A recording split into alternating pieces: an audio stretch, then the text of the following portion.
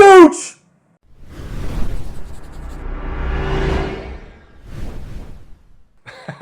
Hopefully I didn't blow out your speakers. So, new issue of Boxing Monthly out. Make sure you guys check it out. Talked about it in part 1 of episode 50. This is part 2. Really cool feature here. The Magnificent 7. British fighters, UK fighters, are lined up for 7 big fights coming up in just a few weeks span. Pretty interesting. And it's all detailed here in this issue. UK boxing is exploding. Just exploding. You guys are red hot over there, man. But let's go ahead and get... Look, the first part of this episode, we just did news and notes and some special talks to some special people. And in this episode, we're just going to get right into reviews and previews. Let's do it. The Olympics. Yo, how can I not talk about the Olympics, right?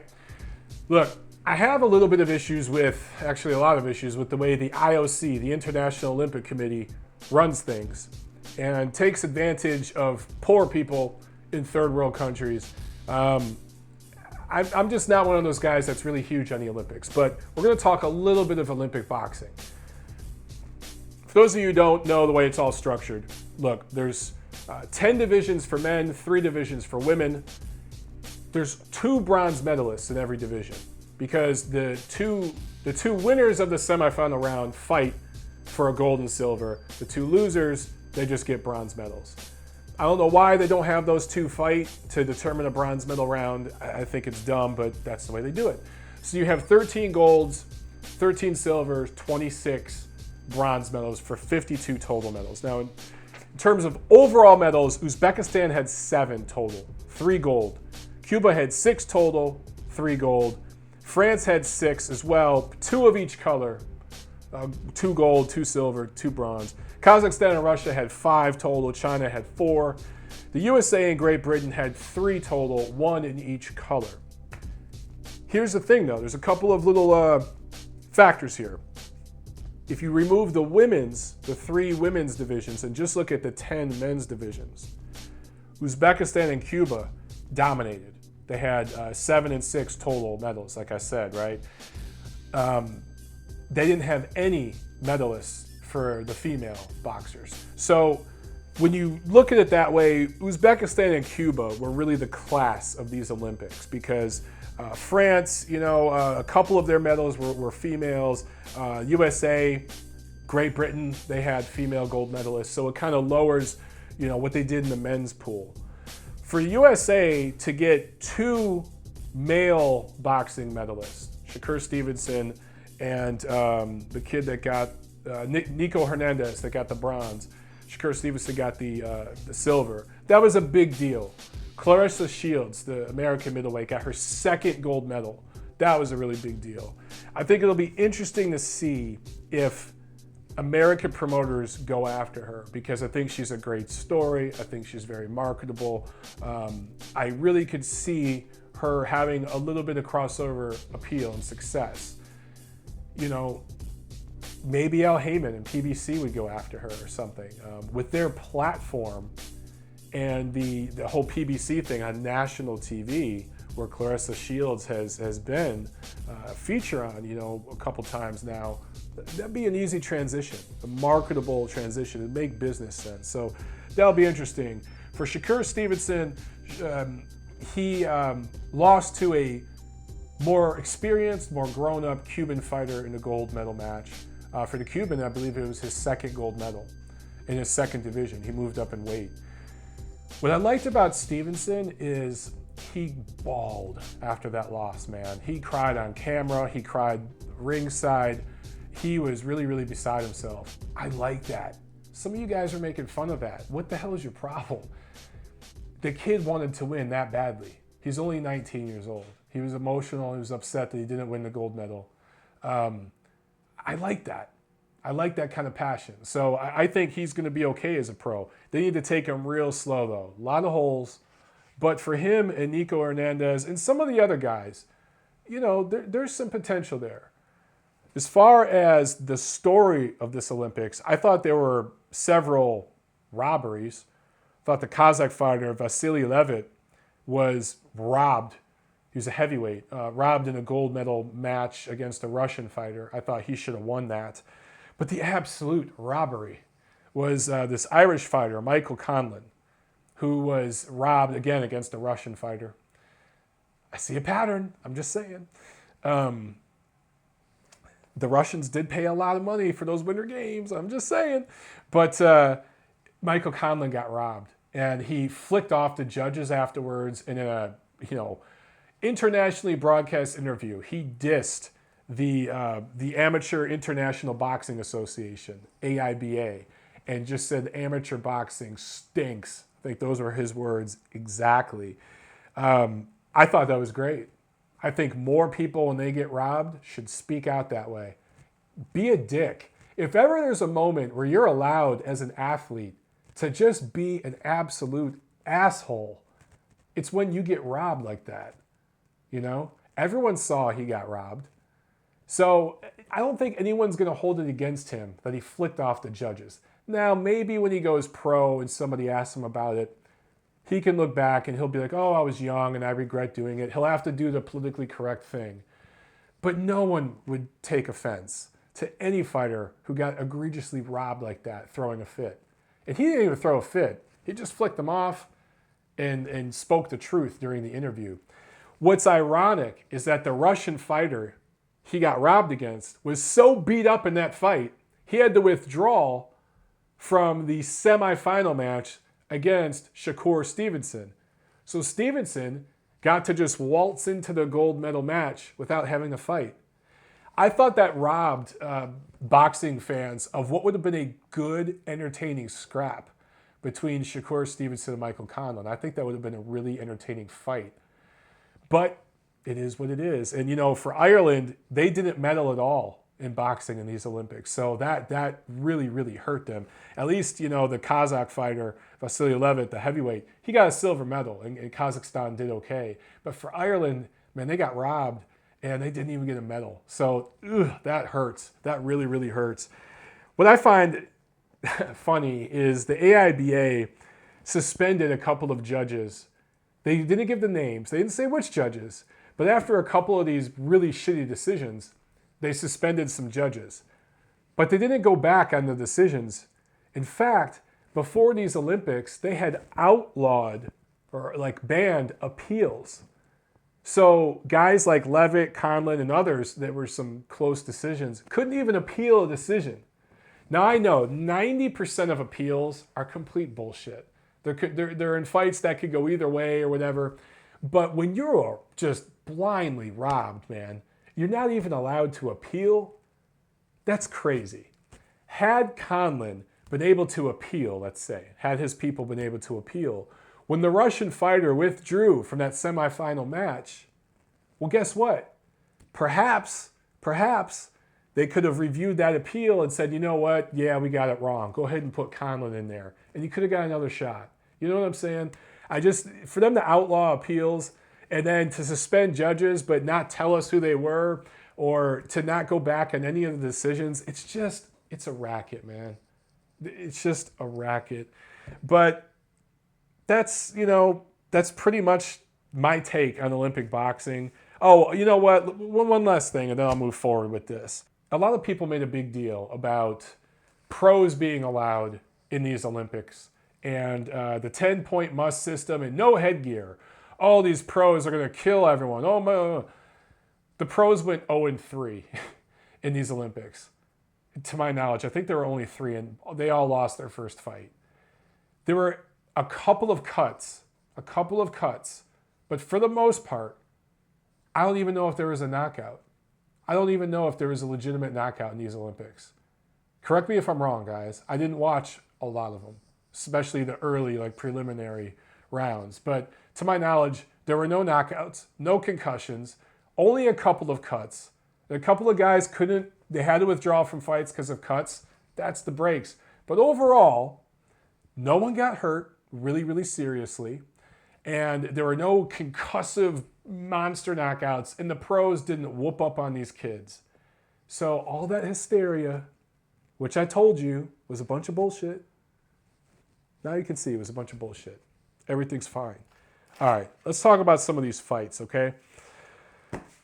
First of all, Andre Ward beats Alexander Brand. Gets in 12 rounds of work. This is back on August 6th up there in Oakland. Did not do a very good crowd for this fight. Look, I've talked about Andre Ward a little bit too much this month, so I'm not going to talk much about this. The scores were 120, 108 three times. I thought Andre would try to get Alexander Brand out of there late. I really, really did. But there was part of me that said, you know what? It's going all 12. And by the way, I felt the same way about Kovalev and Chilemba. You know, this fight, it got rounds in for Andre. He got rounds in, good for him, but it did absolutely nothing to prepare him for Sergey Kovalev. And apparently they had tickets on Groupon. When you have to go on Groupon in your hometown to sell tickets, that tells you the level of interest you have. Again, that's why maybe you should have took that 45-minute flight down to LA and started to promote that fight with Kovalev a month sooner. Just saying.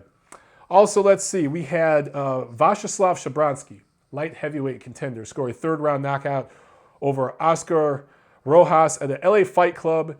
And he looked really, really good in this fight, but guys, can't get too excited.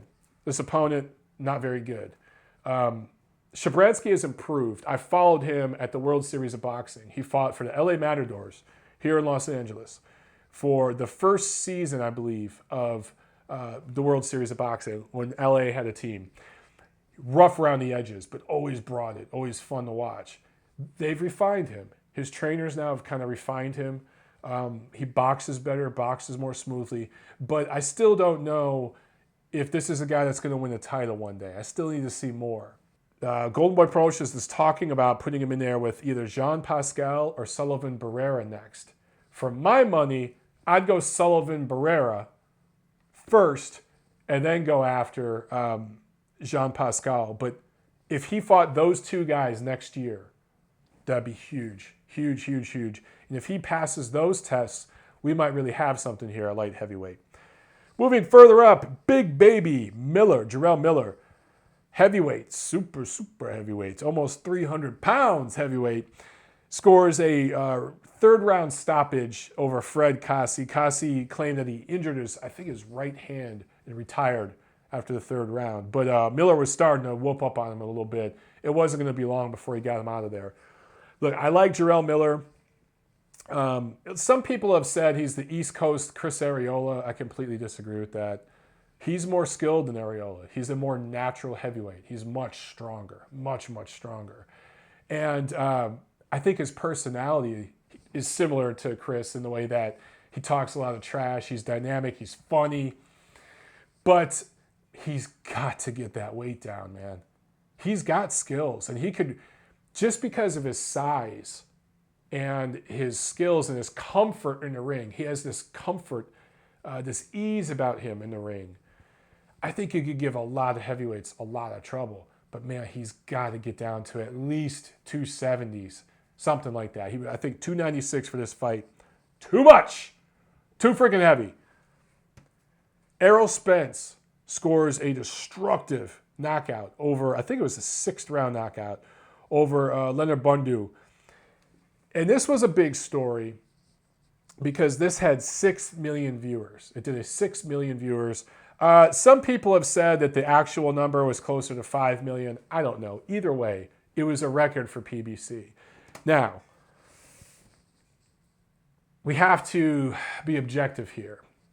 A big reason for this rating is because it was in the middle of Olympic coverage. It followed some Olympic coverage. It was the middle of the afternoon, just before the USA men's basketball team was going to play in their gold medal game against Slovenia, I think they played. So it's right in the middle of that Olympic coverage. Basketball is big here in America. So obviously they benefited from some residual Olympic viewers, right? But at least 5 million people watched Errol Spence. Look, the first few rounds of that fight with Bundu were ugly, because Bundu's an ugly fighter. But once Spence settled in, like in that fourth round, man, he looked good.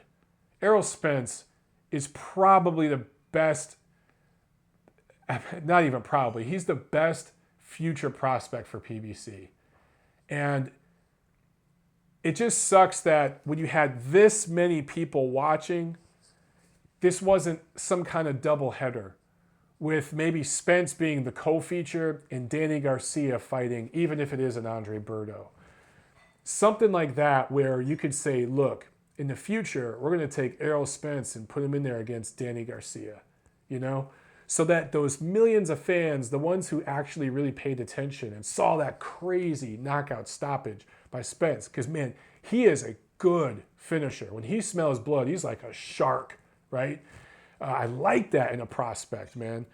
And if you saw the contrast in styles between Spence and Garcia, and you saw that, okay, man, one guy's got a little bit more maybe fundamental style, one guy's just got this knockout power, let's put them together, you could really build to something. But it wasn't that. It was just this kind of showcase for Errol Spence. But look, as far as prospect, junior contender, it doesn't get any better in boxing right now, anywhere in the world, than Errol Spence. He's the goods.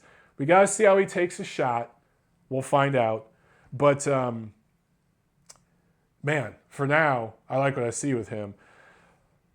I know it's not boxing. I know it's UFC. But there was a rematch between Conor McGregor and Nate Diaz. And I wanted to talk about this briefly because, for one, I don't really do UFC. I don't do MMA. I don't get it, okay? But I saw some things, and several people in boxing talked about this afterwards. I actually watched this fight.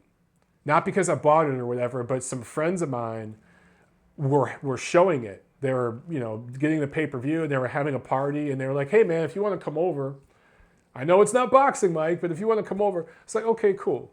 So I went over and I watched it. And first of all, within 20 seconds, I was like, oh, McGregor decision. McGregor decision. I knew that right away. It was those fights are pretty easy to predict. But the way that they packaged it and branded it, and I was sitting in this party maybe with 20 or so people, who you could tell were not knowledgeable fight fans. They were very, very casual, even for UFC. But apparently, when they get together and have little parties like this, they buy whatever UFC card is on. That's just what they said they do. If there's a football game on, they'll put on the football game on, whatever. UFC's on, they order the UFC. And they barely even knew what was going on. But they knew these guys' names. And they were so invested and so interested in what was happening. And they thought that what they were seeing was like the epitome, the pinnacle of martial arts. And it's because of the way this shit was branded and packaged. And it was because these two guys fought, right? Nate Diaz scored this huge upset by stopping McGregor. I don't know if it was early this year or late last year when they fought. I can't remember. But they made the rematch. It was a fight that these casual fans wanted to see. And guess what? UFC actually made it. So I guess this thing did big business. I think it did well over 1 million pay-per-views. What's interesting is this thing had to make hundreds of millions of dollars, but Conor McGregor only got $3 million. Those UFC fighters, man, they do not get paid a lot. But it just made me think about boxing and all the problems we have and how a lot of it falls on the fighters. A lot of it falls on the structure of boxing and everything. But given all the problems and all that, I saw a bunch of articles out there saying this McGregor-Diaz rematch was the nail in the coffin for boxing, and boxing's finished now, blah, blah, blah. Guys, boxing's not finished. Boxing's always going to continue. But yes, if the powers that be in boxing don't get their shit together here in America and start putting together the fights that people want to see when they want to see it, boxing will continue to be marginalized in this country. Now, boxing is not only succeeding, but thriving in places like the UK and Mexico and different countries around the world. It's very, very healthy. But in America, yeah, I mean, it's very, very marginalized. And I do think that the powers that be in boxing, including the fighters, maybe mostly the fighters, could take a thing or two from what some of these guys in UFC are doing. I get it. Boxing, you're making a lot more money, much, much higher stakes. A loss is taken much, much more seriously. You're going to take more damage in a boxing match than in a UFC fight, more, physical damage to your brain and stuff. I get it, man. I get it. But we could make better fights more often. We could give our fans what they want more often.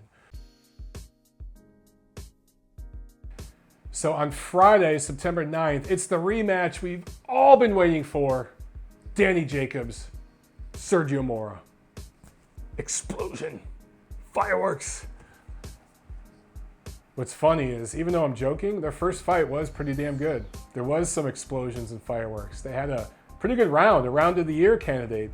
So who knows, man? Maybe we'll see more of the same in this fight. I tend to think that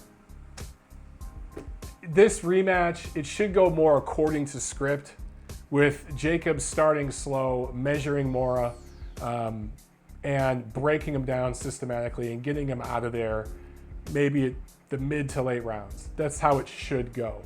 It'll be interesting to see. They're putting this on in Reading, Pennsylvania. You got a guy from New York, from Brooklyn. You got a guy from Cali. They're fighting in Reading, Pennsylvania in a rematch that nobody really wanted to see. Good luck with that. On Saturday, the 10th, Andy Ruiz, American heavyweight, undefeated, 28-0, 19 knockouts, going up against Franklin Lawrence, another young American heavyweight. Journeyman status, that's probably where I'd put Franklin Lawrence. Maybe gatekeeper, probably gatekeeper, somewhere in there. He's 21, 2-2 with 16 knockouts. He's going to give Ruiz some good work, and it'll be interesting to see what weight Ruiz comes in at. Andy Ruiz, his lowest weight that I could find off the top of my head, 246. Heaviest weight, 297. But that's like when he first went pro. This guy, unlike Jarrell Miller, who I talked about a minute ago, he's not naturally that big. Jarrell Miller wears it better. Yeah, Jarrell is still a fat ass, but Andy Ruiz at 297 is a real sloppy fat ass. But if Andy can get down in the 250s and stay there consistently, he'll be an interesting heavyweight to watch. I don't see him winning titles or anything, but I see him making for very entertaining fights against the top heavyweights in the division. If I'm right about that, then he should come into this fight with Franklin Lawrence somewhere in the 250s, and he should knock him out. He should stop him. Anything short of that, if he's at the level where his people say he's at, that's what he should get done against Lawrence. But obviously, look, the big card, there's actually two. It's a split card on the 10th, is this Triple G-Brook fight over in London. And then here in America, you have Chocolatito going up against Carlos Cuadras. And Jesus Soto Karass, Yoshahiro Kamegai rematch. Let's start here in the United States. The fights that I'll be ringside at. Let's start with Jesus Soto Karass, Yoshahiro Kamegai rematch. The first fight was very, very close. I thought Kamegai edged it. I think I scored it for him by 2 points. In the rematch, though, I favor Soto Karass. And I say that because Kamegai doesn't hit very hard. It never has. The biggest weapon he has is that chin. And at some point, the chin's got to crack. Maybe not in this fight, but it's going to continue to crack more and more and more before it finally caves, right? But in that first fight, Soto Karass was coming off a long layoff. I think it was at least a year layoff. So he had some ring rust. He's going to be much, much fresher in this rematch. And it's going to be at the Forum. It's going to be a pro, very, very Mexican-American crowd. Soto Karass has a lot of fans in Southern California, in the LA area, and they're going to be out there cheering for him. Not that Kamegai isn't used to that already. He's fought at StubHub several times, and he's been fighting against guys, where the crowd was for them. He's used to it. But fresher Soto Karass, maybe a little more spurred on by the crowd. I got to favor the Mexican in this one. I want to go out on a limb. I'm going to say late TKO win for Jesus Soto Karass. Going out on a limb there. I know, nobody stops Yoshahiro Kamegai. I'm going out on a limb, and I'm saying Jesus Soto Karass gets it done here. Now, in the main event here in America, Carlos Cuadras, undefeated Mexican. He's 35-0-1, 27 knockouts, 115-pounder. Has fought pretty much exclusively in Mexico, but he has fought, I think, over in Japan a couple times. He's traveled a little bit. Roman Chocolatito Gonzalez moving up to 115. His first fight. For him, in his first fight in a division, to be taking on a fighter like this, man, how could you not love Chocolatito? How could you not love him? Just really, really wants to fight the best guys.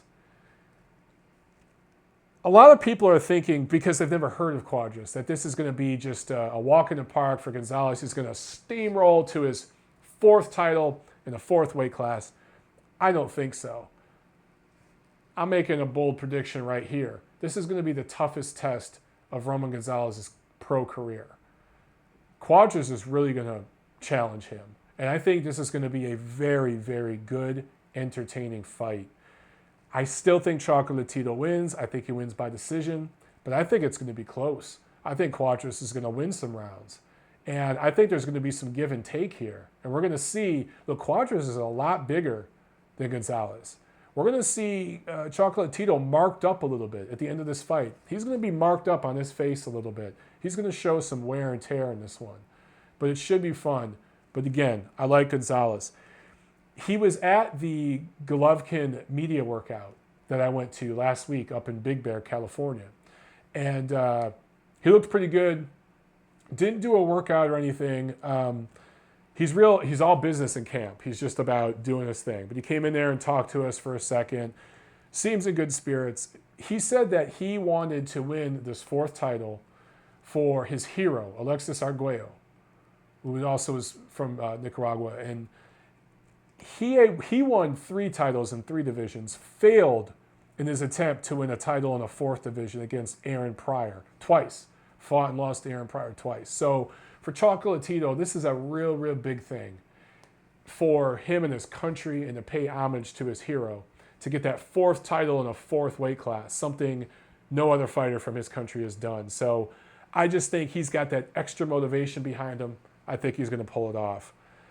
But in the main event, the fight that's going on over in London, the O2. And by the way this is working out on HBO for you guys in America, the Golovkin-Brook fight is going to air live at 2:30 Pacific time here in LA, 5:30 Eastern time. And then later on, they're going to show the card from out here in LA. And then I think they're going to play Golovkin-Brook again after that. For you guys who are going to the Chocolatito Cuadras fight here in LA, doors at the Forum, well, the what do they call it? The terrace at the Forum opens up at 2 p.m. and they're going to be showing the Golovkin-Brook fight there. So you can get your pregame on, your tailgate on early at 2 o'clock, watch the Golovkin fight, hang out, and after that, the doors will open up and the preliminary undercard bouts will start here in LA. So they're really, really doing it up at the Forum. So make sure, if you have tickets to that fight, go early. But for you guys over in London, the O2 Arena, this thing's a sellout. I mentioned this in my other part 1 of this episode of The Neutral Corner, but there's a Golovkin media workout Tuesday, should be Tuesday, open to the public over there in England. So if you want to check out Gennady do his thing, make sure you go to that. But talking about this fight, look, when it was first announced, I talked about the nuances, how it's similar to Canelo Khan, but it's also different, right? And I was validated in some of that when we saw the 30-day weigh-ins, where I think Gennady weighed like 165, and Brook weighed 176. And he weighed 176 and he wasn't fat. He was ripped. So Brook is a big guy. Well, big for welterweight. He's never going back to welterweight. Never. After this fight, he'll go down to junior middleweight, I believe. But Golovkin, when I saw him at the media workouts in Big Bear, he looked like he could make weight that day. He's already on 160. He probably weighed 162 when I saw him. When these two guys get in the ring on fight night, don't be surprised if Brook weighs more than Golovkin on fight night. I think this is all by design. I think Brook is going to try to smother Golovkin's power to get inside on him and nullify some of what Gennady wants to do. Sort of the way he did with Shawn Porter. Now, obviously, Golovkin is on another level above Shawn Porter and doesn't fight anything like him. So I'm not saying they're going to do the exact same thing. But Porter was winning early rounds in that fight against Brook until Brook started mauling him and grappling a little bit and nullifying what Porter was doing. And then he started to kind of take over later in that fight. Against Golovkin, if he just stands and trades with him or lets Gennady work behind the jab the way he did with David Lemieux, or just tee off like he's done with other fighters, it's going to be a short night for Brook. So I think what Brook wants to do is get in close. He's going to take some punishment getting in there. He's going to have to eat a jab or two. Get in there, try to nullify Gennady, and try to make it an ugly fight, honestly. I think it's going to work for a few rounds. I do. I actually think, look, if there was an over-under, let's say the over-under is 6 rounds. If you're betting over-under 6 rounds in Vegas, whatever, I go over. I think this goes more than 6. Yeah, I think this goes more than halfway.